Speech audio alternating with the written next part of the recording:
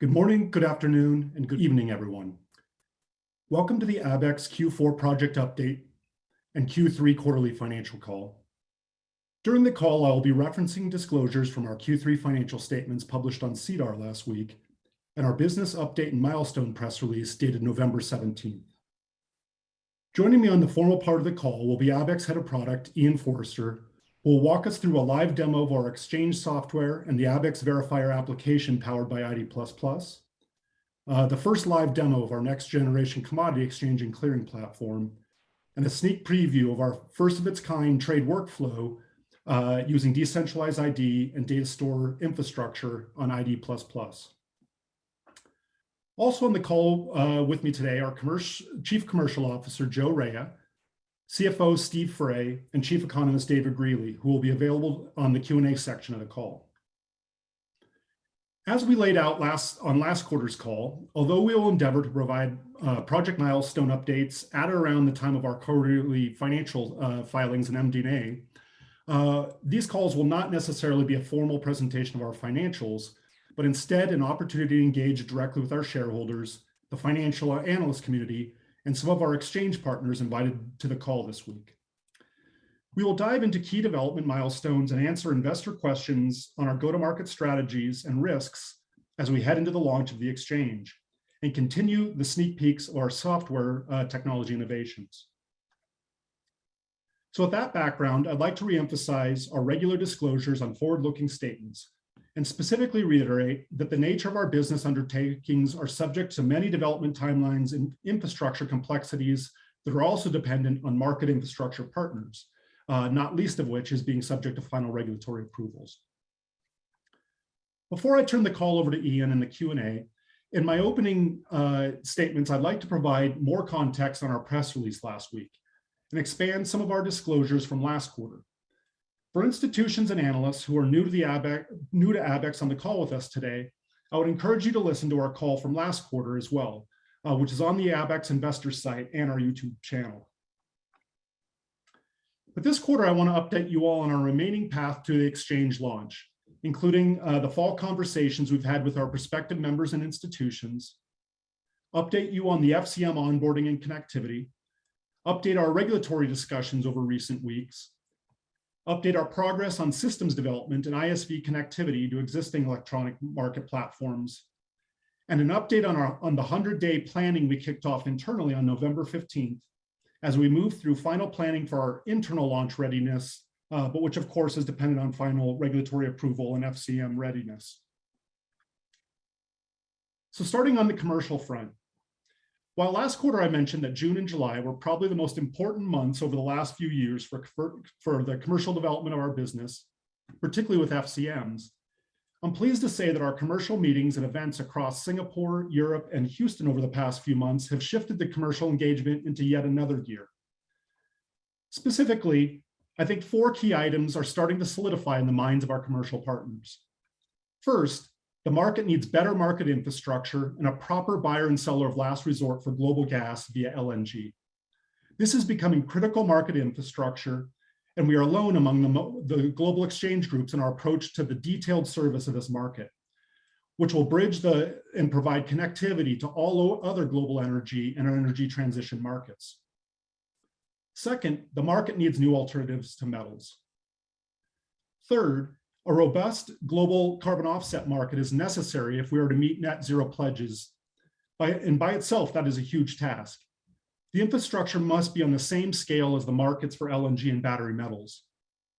I believe commodity merchants and physical traders are seeing the differentiated approach that we take from a physical market perspective, not only in LNG and metals, but also carbon markets and how we can provide leadership in standardizing carbon neutral commodity trading workflows. Which again, we'll show you a little bit later in the presentation.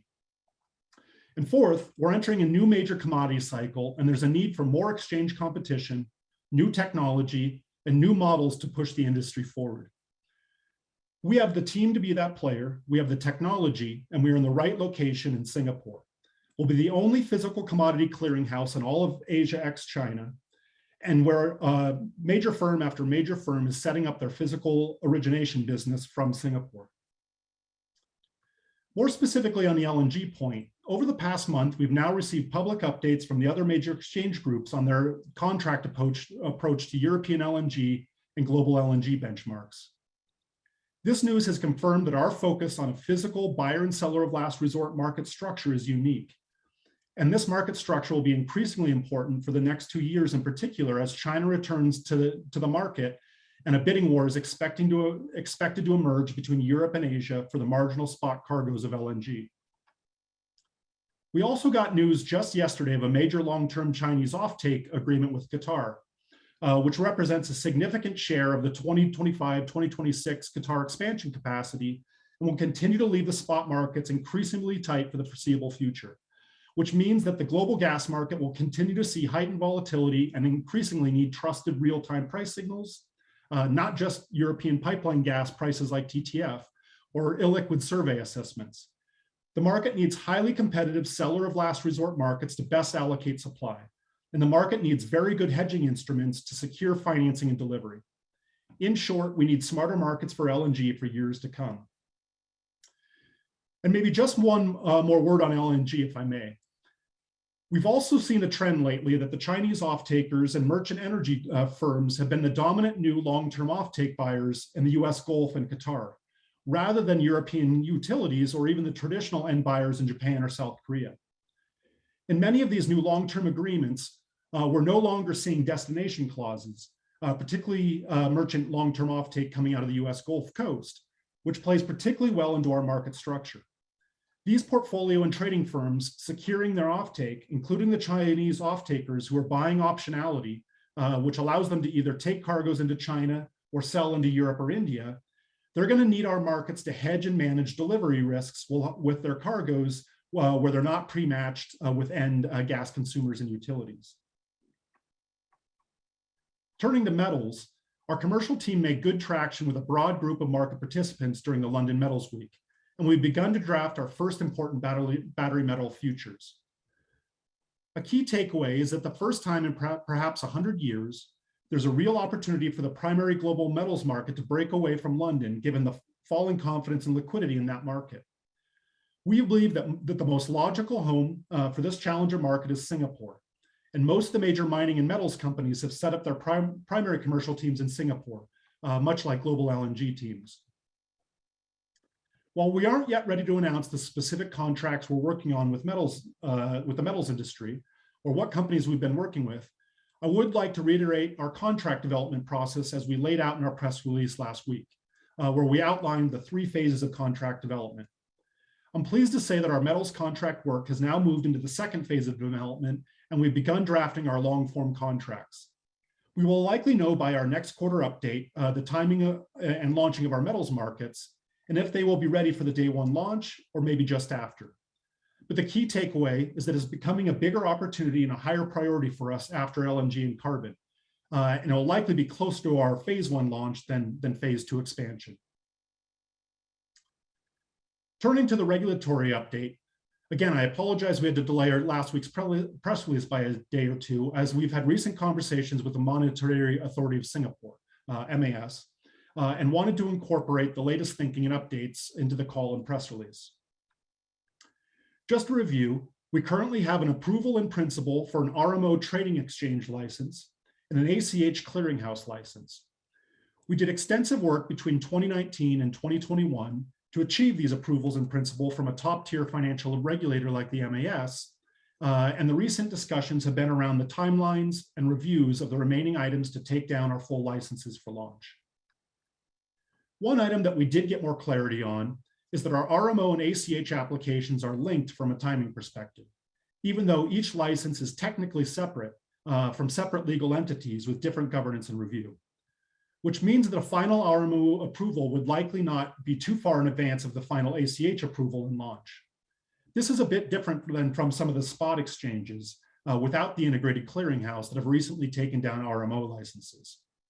We've always planned on launching our futures exchange and clearinghouse at the same time, so MAS is treating them as an integrated market makes sense, as integrated markets make sense and no real difference to our launch preparations and timelines.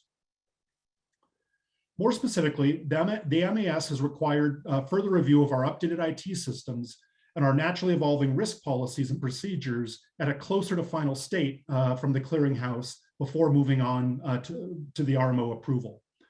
So I just wanted to make clear that we will need to continue to advance all of our processes with the MAS into year end so that we are better informed for the final timeline procedures.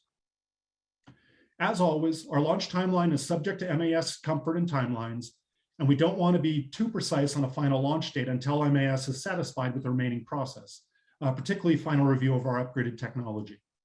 So we will continue to work through our internal 100-day plans for launch readiness and increase our engagement with MAS into year end.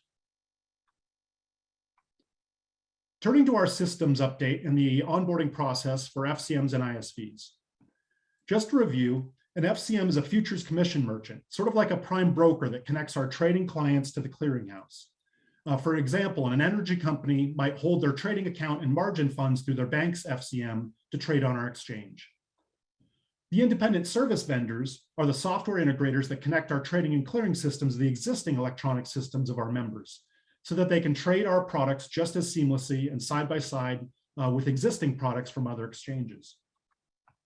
This quarter, I'm pleased to update that we've made good progress on onboarding and integrations with our core ISVs and progressed with our core FCMs. We have our first FCM working through IT connectivity and the clearinghouse risk model work so that they can progress to their own internal review board approval by the end of the year, and also prepare to allocate their contribution to the clearinghouse risk default fund. I'm pleased to say that we also added 2 more FCMs during the quarter to the status of prospective launch partner FCMs. We've also commenced integration and testing of our first core trading firm ISV and clearing ISV, as well as completing our internal development work required for the swift integration for cash settlements. Ian will be providing a demo of our system shortly, and I'm sure there'll be more discussions in the Q&A. And the final topic I want to cover before handing over to Ian, I'd like to give a quick update on our thinking around financing the launch of the exchange and clearinghouse. Again, I want to refer any new listeners to our last quarterly call where we went into quite a bit of detail around our capital structure and roadmap for financing the launch of our market infrastructure with the exchange, and then how we later think about digital transformation and SmarterMarkets decentralization in financial markets as a whole with Abaxx Tech. But I think it's worth repeating again from the last call what our SmarterMarkets vision is. First, it's about increasing transparency and market coordination, particularly in energy transformation commodities where there aren't yet commercial contract standardization, common benchmarks, or competitive buyer and seller of last resort physical markets.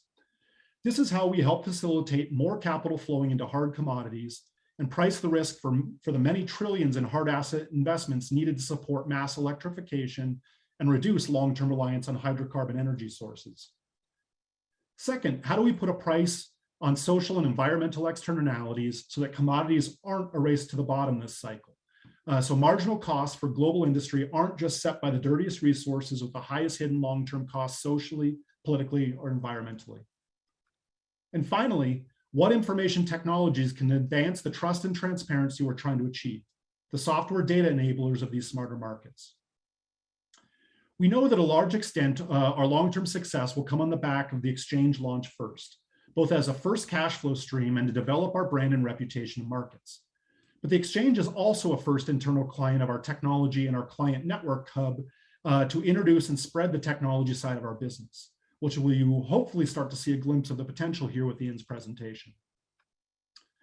But even though the exchange and exchange stack is right now, say, 80% of our effective budget and priority, we built the 2 balance sheets, we went over this in the last call, in a way that affords us financing flexibility so that we can maximize our runway and minimize our overall dilution by pursuing the most advantageous cost of capital opportunities in the market at any given stage.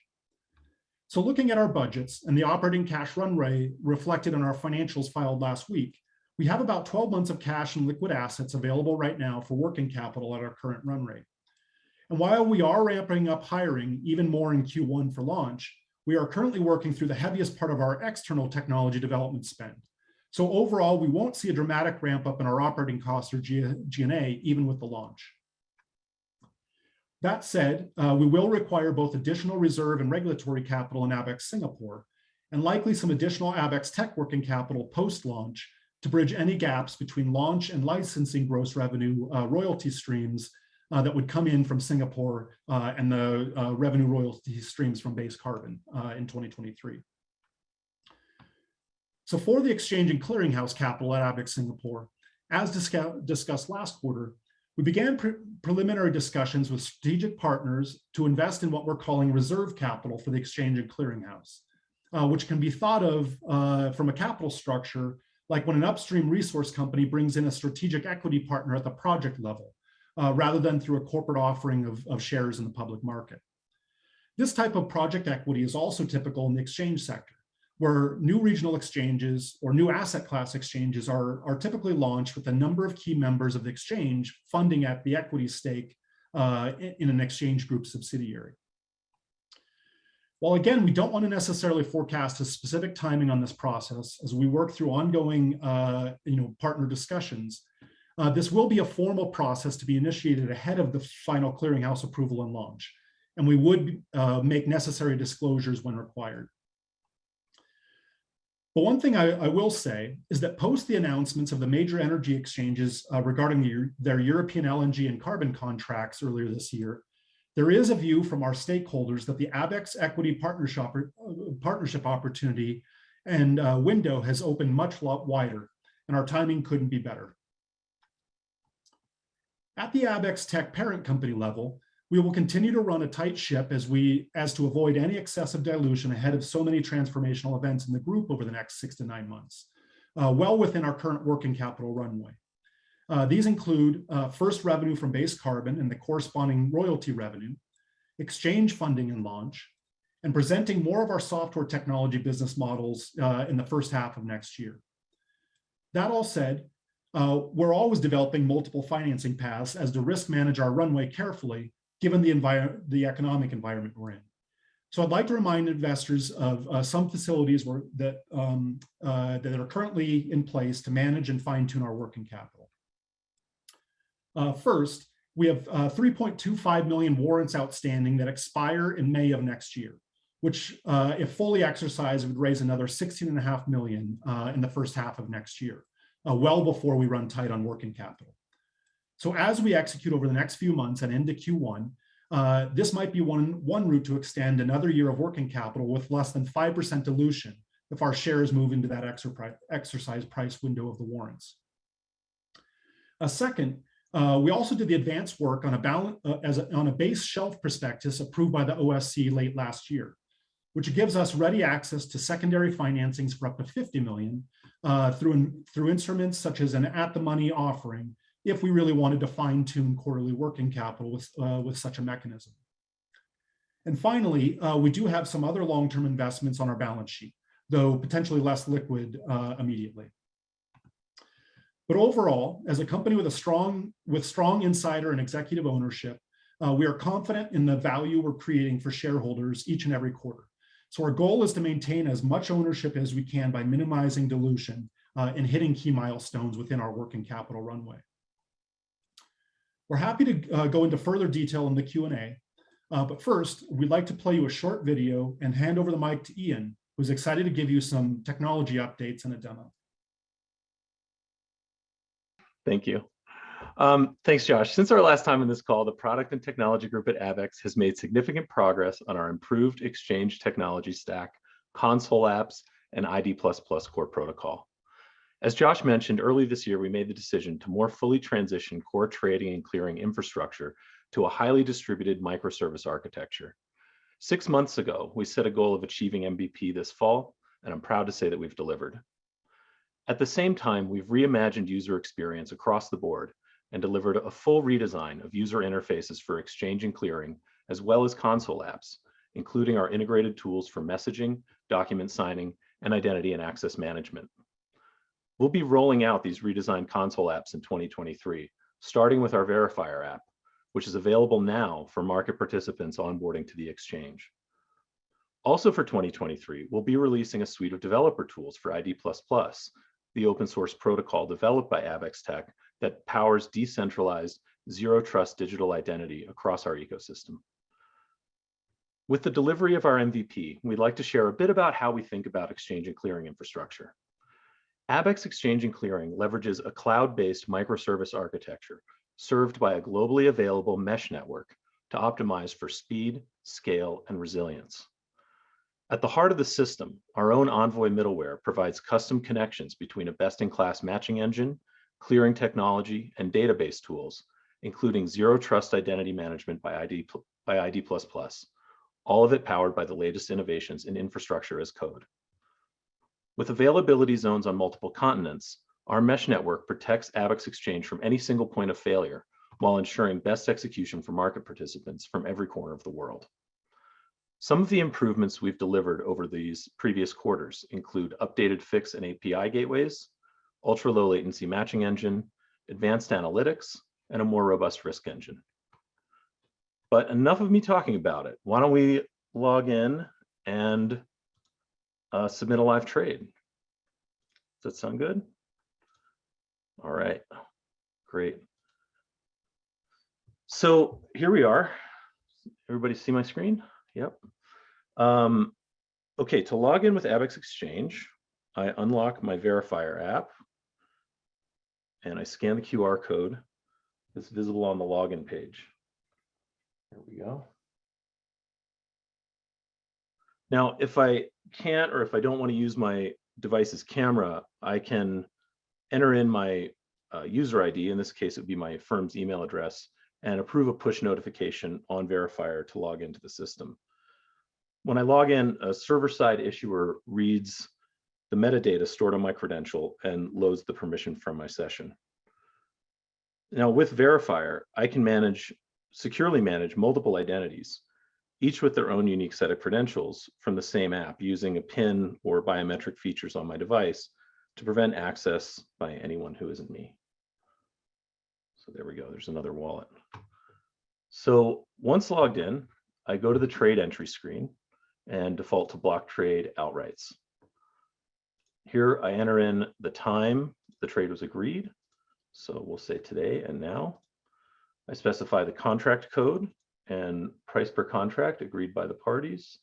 So we'll use COMJ23 and we'll say 64 contracts at a price of $19.25.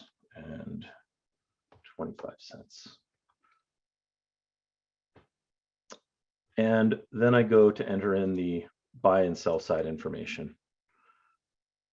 Now, as I enter this information, there's a progress bar on the lower left of the screen that tracks my progress and turns green whenever the trade is ready to validate and submit.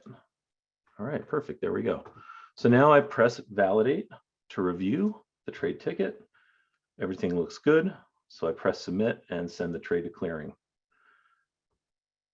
If I go down to the blotter, I see the trade record populated in the blotter below. And once accepted by Abaxx Clearing, the as of time and the submitted time will populate. At that point, a fixed message containing the trade data will automatically flow into my firm's systems on a straight-through processing basis. Trade entry is accessible through our API as well as our user interface and is ready to start onboarding users for testing. So now I want to talk a little bit more about what's happening under the hood when I log in and what ID++ is doing to make this whole process more secure. If you caught Josh's tweets over the weekend, you probably saw the slides from our last call showing how our model is different from the way applications or services typically regard user data. And today I want to go a little more in depth so we can all better understand why what's happening behind the scenes with ID++ is so powerful. So this is currently how most of us expect the web to work. We go to a website, we punch in our login credentials.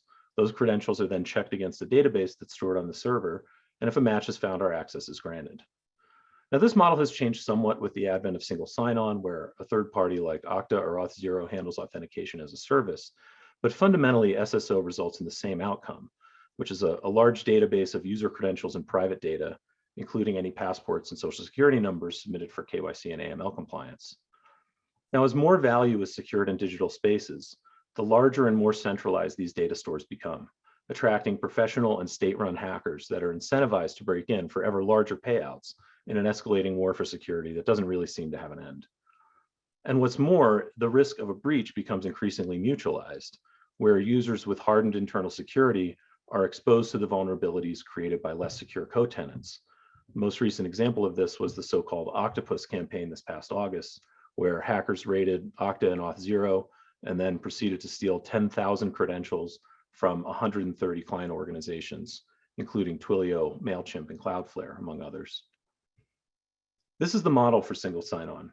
The credential database, as you can see, has been moved to the custody of the third party who acts as a middleman for the authentication, running intake for username and password, and then authenticating the session on behalf of the application.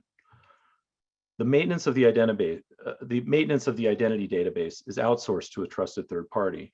However, similar to how a chain is only as strong as its weakest link, a database is only as strong as its weakest authenticated human. All it takes is the compromise of one human to make everyone's data vulnerable, the possibility of which compounds as databases centralize the credentials of an ever greater number of users. Fundamentally, this is not that different a model, as the user is still not in charge of their own identity. We think ID++ offers a better way and have built the protocol to standards endorsed by the FIDO Alliance, Digital Identity Foundation, and the World Wide Web Consortium for maximum compatibility with other emerging solutions. Instead of a monolithic data store, Login with ID++ gives users the tools to store credentials and private data themselves, effectively dissolving any otherwise centralized target.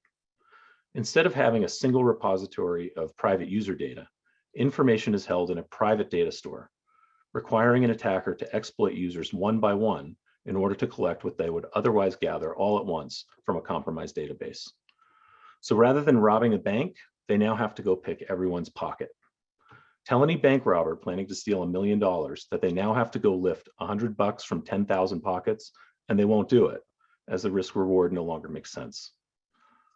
Login with ID++ offers a different path, one that doesn't require users to trust the app admins or a third-party service with their private data. Behind the scenes, the login request sends the credential held in verifier to the application's issuer service, triggering a request to open a new browser session. The issuer reads the credential metadata, and the user session is opened, appropriate roles and permissions are loaded, and the credential is updated to reflect its latest activity. There's no longer a need for a username and password. And most significantly, the credential database has been replaced by an issuer service that the domain admin uses to issue and update user credentials. Because this is a service rather than a database, there's nothing for hackers to steal. And in the event of a breach, a dead man switch can disable the issuer if unauthorized access is detected.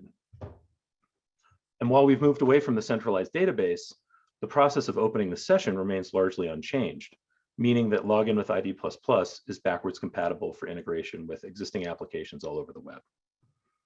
Abaxx Exchange already uses Login with ID++ to authenticate users to our web app, provide multi-factor authentication of sensitive tasks, and to keep privacy settings aligned between parties when using our messaging, document signing, and data storage applications. So now I'd like to bring it all together and see how market participants can use the Exchange and ID++ console apps to facilitate an EFP Plus trade. This is Linda Diaz. Linda runs an energy company that specializes in LNG. And this is Elijah Wilson, her broker, who helps her execute LNG deals. So it's the summer, and Linda forecasts LNG prices will continue to rise. So she goes long to hedge her exposure and ensure delivery, buying 25 Abaxx North Asia Pacific October LNG futures contracts at $34.58 per MMBTU. 3 months later, it's August, and the price of the contracts has increased to $36.50 per MMBTU. So Linda tells Elijah to start brokering an EFP Plus, an exchange for physical bundled with enough carbon to offset the content of the cargo so that she can secure her supply and close out this futures position. So Elijah logs onto Abaxx Messenger, and he drafts a message on his whiteboard laying out what Linda wants to do. Now, Elijah's whiteboard is a private channel of traders he's worked with before who all want access to his LNG prices. So then he goes to his contacts and he sends a blast to one of his contact groups on Messenger. And this is a group of exchange participants who have already completed master agreements with Linda. Elijah starts talking to some of the exchange participants and gets a response from Phil LeMahieu, an LNG supplier and trader who's done successful deals with Elijah in the past. Phil is interested in selling to Linda, so he and Elijah negotiate the delivery details, quantity, and price, and Phil agrees to sell at a 5-cent premium to futures. So now Elijah goes to the exchange to submit the trade ticket. He creates a trade between Linda and Phil and adds their contract and commodity information. Now Elijah can go and calculate the cargo's carbon content using the calculator provided by Abaxx.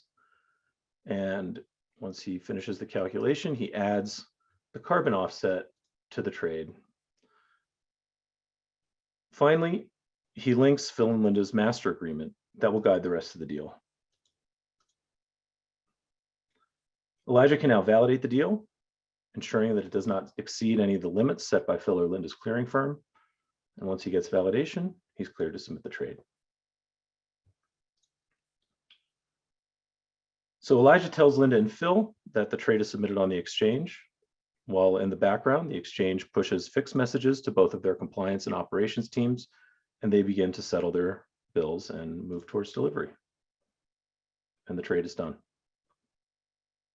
So now when it comes time for delivery, Phil and Linda will be able to use Abaxx Sign to automate and manage their documentation and trade file, which is already fully integrated with the chat records related to the trade.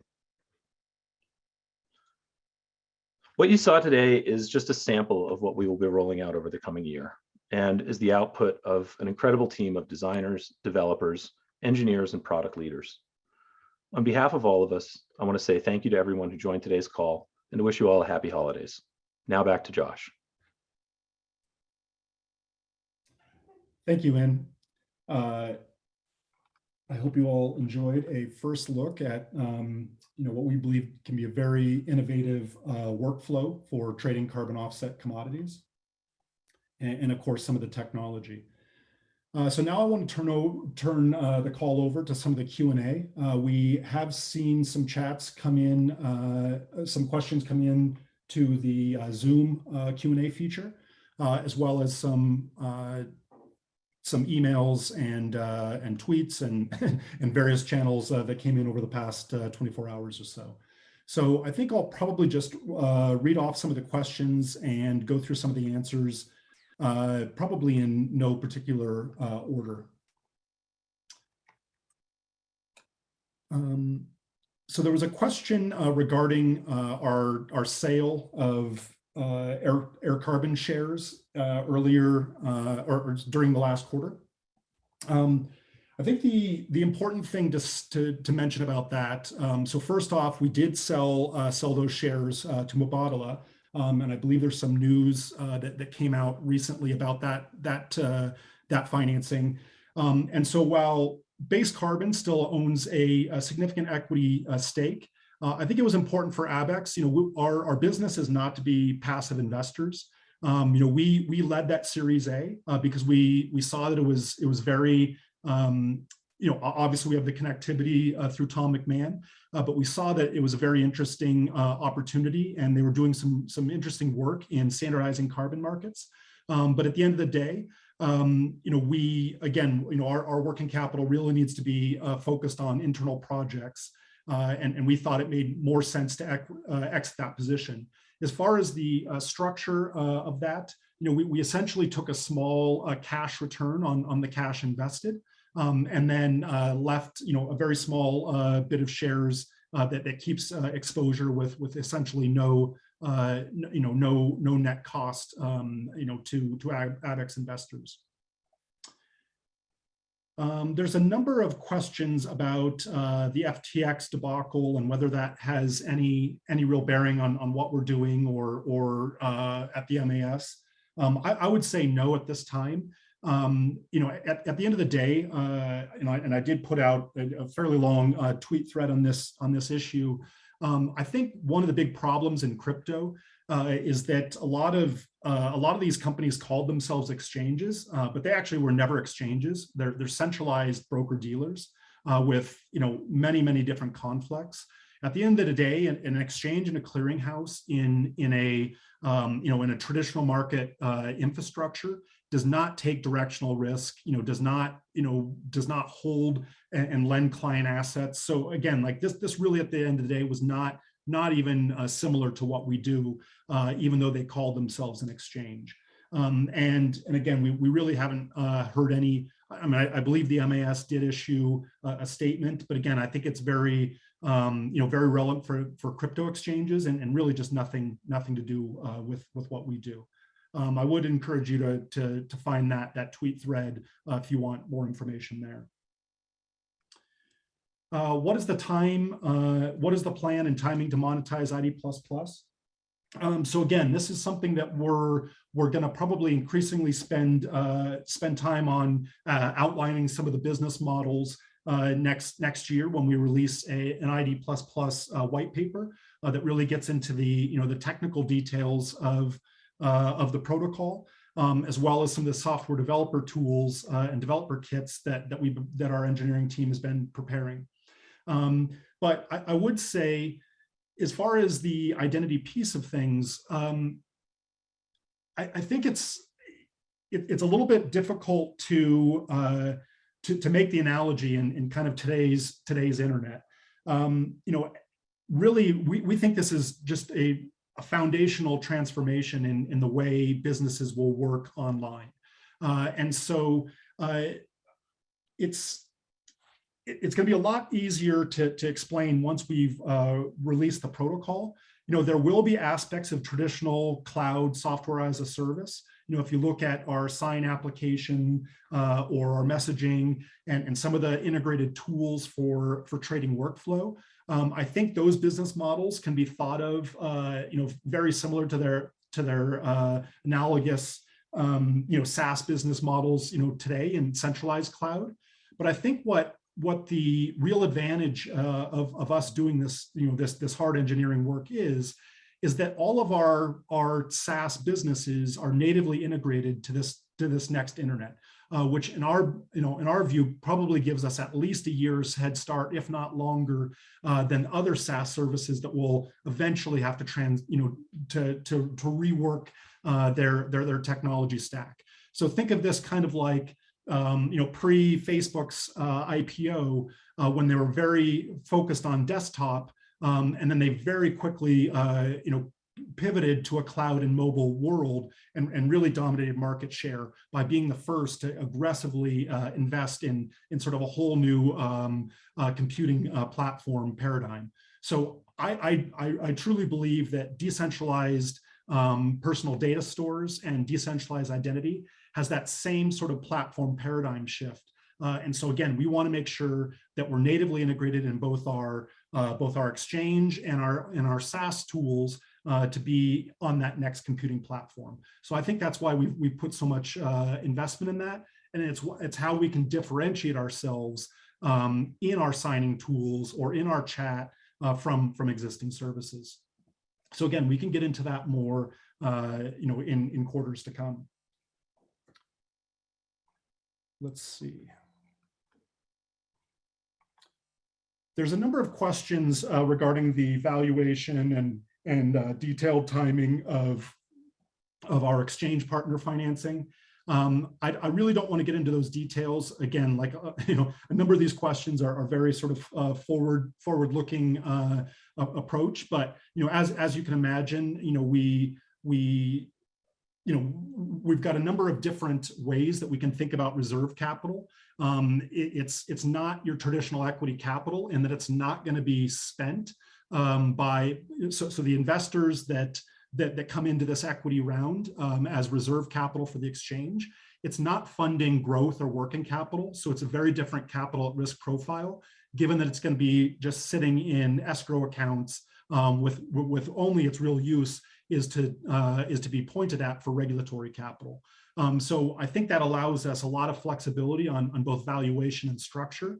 And again, we'll, as we get to a point where we formalize this process, we will review what disclosures are required. Again, that would likely be in advance of, well, it would need to be the advance of the launch of the exchange, given our requirement for regulatory capital to take down our final licenses.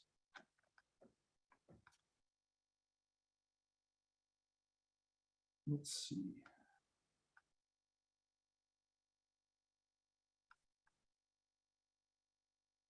Again, a lot of questions detailing partners and detailing contracts and so forth. Again, for competitive reasons, we think it's not necessarily appropriate to outline all of those at this time. But again, we are working as quite closely with physical market traders in all of the work we do. And I think that's really what differentiates our approach. We've been, all of our conversations is really embedding our market contracts inside the supply chain. So what you've seen from a number of the other exchanges is really much more of a, financialization approach, where they're listing futures for new, be it battery metals or LNG. They're really, I would say, outsourcing some of that market price assessment work rather than internalizing into actual supply chain. And I think that's really where we differentiate ourselves in this next commodity cycle, is we're really thinking about, okay, what are the true buyer and seller of last resort? What is the best way to finance, very heavy infrastructure investments in new commodities, be it metals and mining or the global gas infrastructure. And so I think we've taken a very differentiated approach. And I think, every quarter sort of also validates our setting up in Singapore.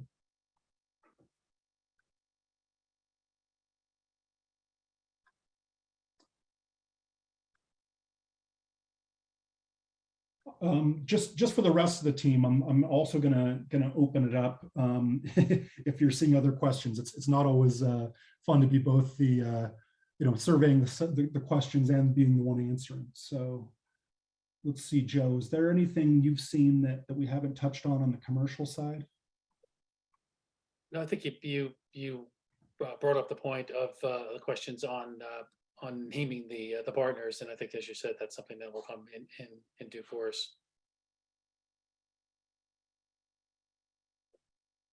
Great. There's also a question on I just saw in the chat about in the exchange demo, it appears as if a deal was brokered off the exchange and the exchange was used to verify and clear the deal. Will there be methods to purchase LNG with delivery in the typical bid ask as seen on typical stock exchanges? If you want, I can take that one, Josh, or if Ian wants to jump in there. Yeah, I think it's as you said, we're a traditional futures exchange where the trades are anonymous from a buyer to the seller, and there will be obviously, if we're listing physical LNG futures contracts, there will be an opportunity to buy one of our to take a position in one of our contracts that you could actually go to delivery if you are holding the appropriate amount of contracts going into expiration. That's a very typical process for any of the physical futures exchanges. And again, our contracts will be physically deliverable. So you could, if you have the futures account with an FCM, that's a partner with the exchange, and they obviously permission or allow you as a customer, as a buyer or seller, to go into a delivery of a futures contract. You could buy the appropriate contracts and go to delivery after expiration on the contract. The methods will normally be through block trades, but also eventually through a central limit order book, just like the typical exchanges that are out there. Yeah, and just to add to that, we do have a central limit order book, and we are submitting orders into it, and and testing, and they are matching and going to clearing. We the orders to the central limit order book are going to be coming through our ISV partners, just because that's where traders are used to submitting those orders. So for the demo, we wanted to show our user interface and the capabilities around block trades. But yeah, we do have those capabilities for central limit order book. They are live, they are working, and we're working with our ISV partners to onboard traders to those pathways, those order submission pathways. Excellent. There was also a question, Josh, on about the rigorous process for compliance and approval. Again, as we are a regulated futures exchange versus some of the OTC exchanges out there, a complete difference between us and them. Every trader, every trading firm, every FCM, every broker will be needed to go through a rigorous approval, KYC and AML onboarding process, both through their FCMs, through their clearing brokers, and also through the exchange. So this is something that is not different from how other global futures exchanges and clearinghouses work, and how we will also be operating the exchange and the clearinghouse.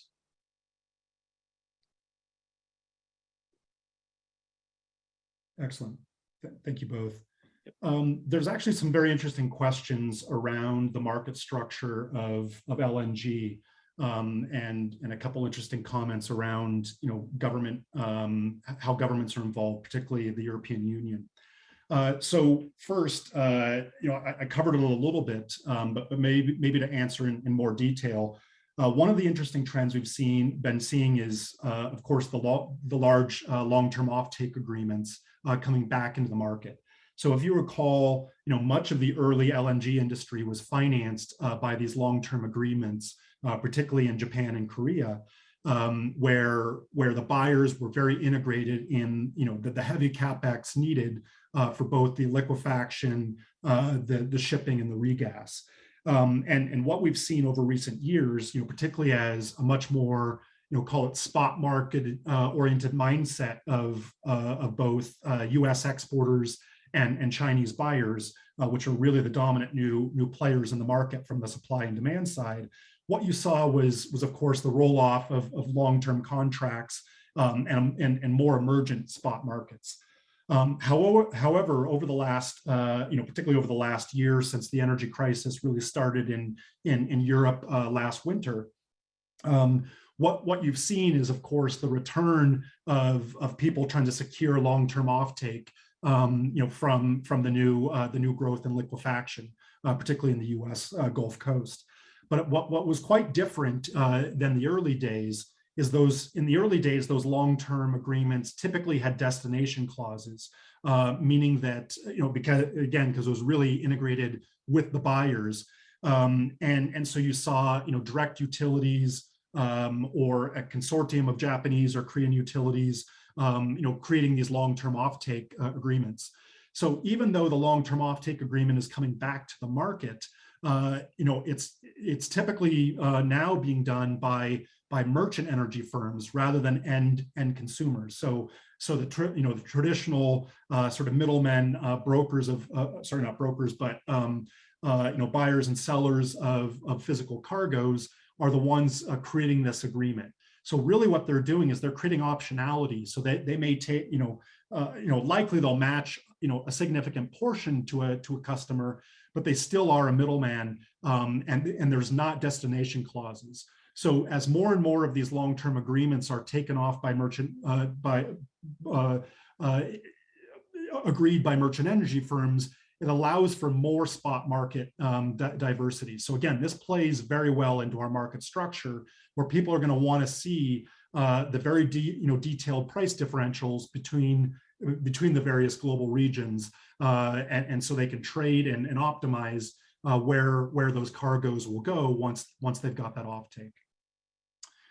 And then another question, governments seem to be of the mindset to manipulate and distort market pricing for commodities, particularly in Europe. How does Abaxx thread the needle between SmarterMarkets and this form of market? So again, I think, getting into to the nuance of how we do things differently is at the end of the day, governments or buying regions, they can do all of they want to try to influence, a benchmark price. But at the end of the day, a cargo, particularly, $100 million plus cargo, really needs to have detailed hedging and logistics in place. So, you can kind of, say whatever you want about the price, but if that price is not converging to the actual physical cargo risk you have, then people are simply not going to finance the trade. So it's not just about the price. It's about that price matching what what you're actually delivering. So again, that's where having a physical delivery market versus just a survey index, which could be very illiquid and have just a few participants reporting their price. This is where that convergence is so important. Again, we use that term buyer and seller of last resort. This is the true price discovery that will be able to match the hedging with the underlying physical cargo.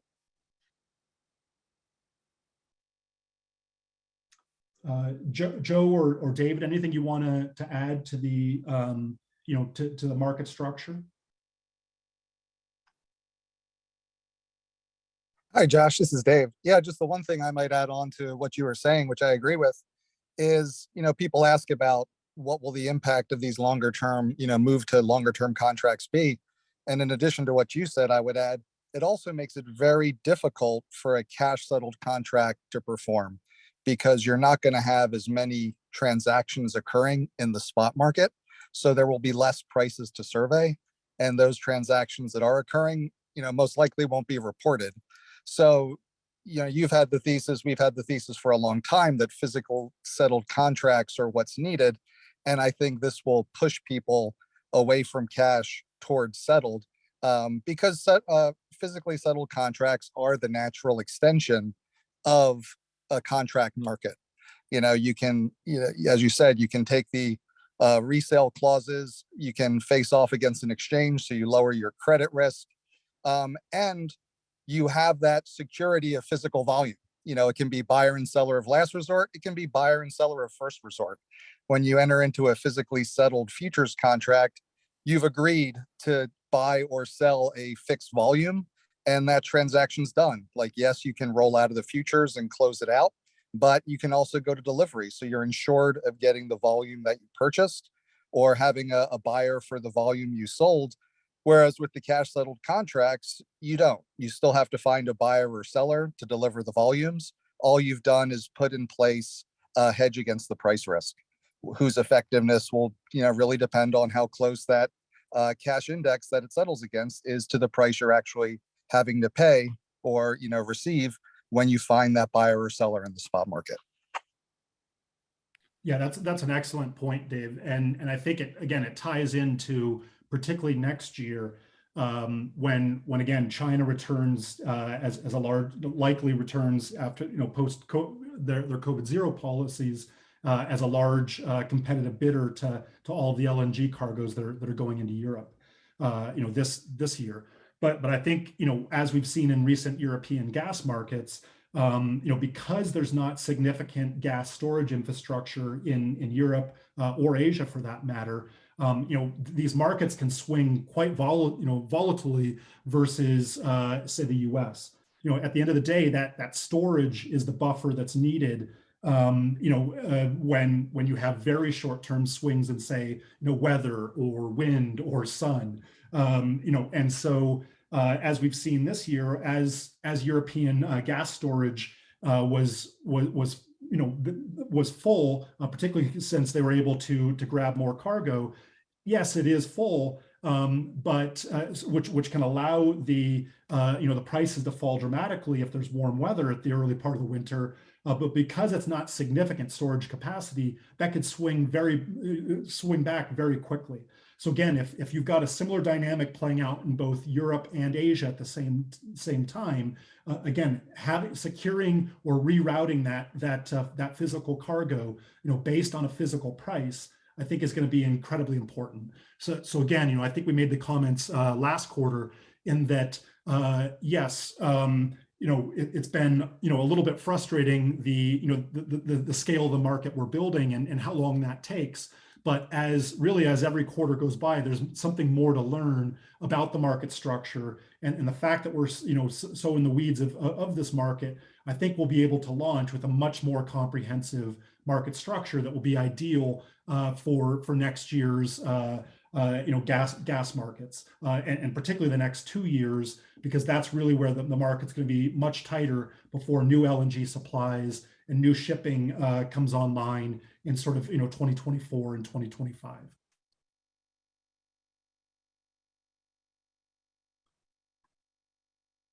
Just surveying if there's anything else we have not covered.